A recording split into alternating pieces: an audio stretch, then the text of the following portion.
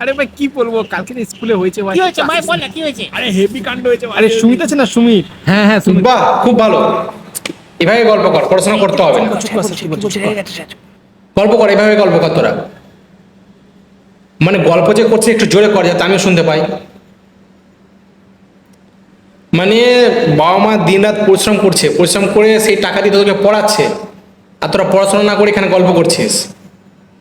তোদের বয়সে যখন আমি ছিলাম না, তখন আমাকে মানে পড়াশোনা করার টাকা ছিল না। বাবা মা রোজগার করতো, সেই টাকা খাওয়া দাওয়াতেই চলে যেত।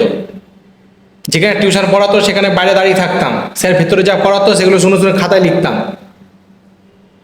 আর আজকে দেখ এখানে দাঁড়িয়ে আছে, ভাই স্যার তো বসে আছে। মনে জেদ ছিল পড়াশোনার।